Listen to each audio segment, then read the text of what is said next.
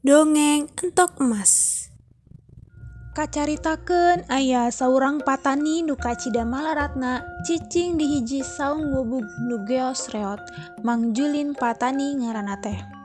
Hirup sapopona ngan dibaturkan ku sakadang entok hiji-hijina.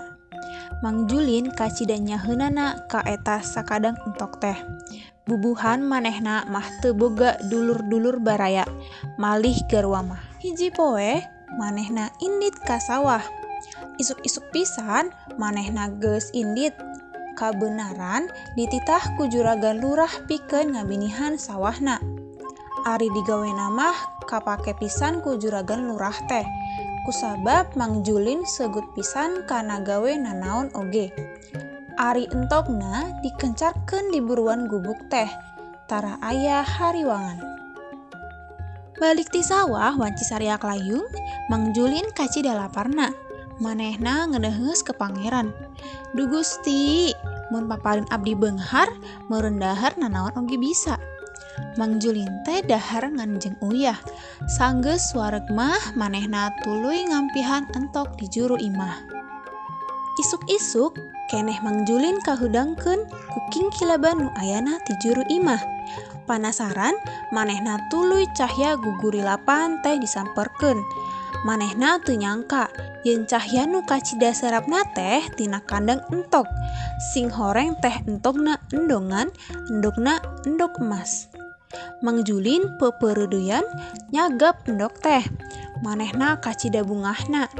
Eta endok emas, emas murni. Bisa dijual ieu mah, geurentesna. Poe kadua kitu deui. Entokna ngeluarkeun endok emas deui hiji. Kitu saben poe. Sakadang entok teh ndoga endok emas hiji. Nya puguh Mang Julin teh jadi beunghar. Manehna geus boga sawah sorangan, imah gedong, balong, ternak entok, jeung harta liana nu mucekil. Entok teh nyaan mawa rezeki keur Mang Julin. Hiji poe, Mang Julin ngarasa capek mun kudu unggal poe ngadatangan kandang entok pikeun mawa endok emas bira hiji teh. Mang Julin sasadiaan bedog keur ngebeleh entok ngarah emasna kabeh keluar. Jadi manehna teu kudu mawaan unggal poe ka kandang entok.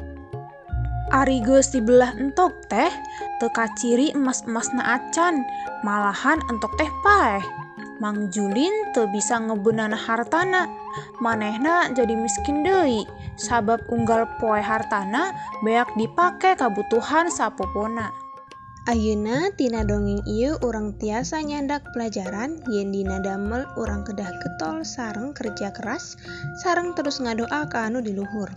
Sarta ulah egois jeung saraka sabab pasti bakal ngarugikeun diri urang sorangan.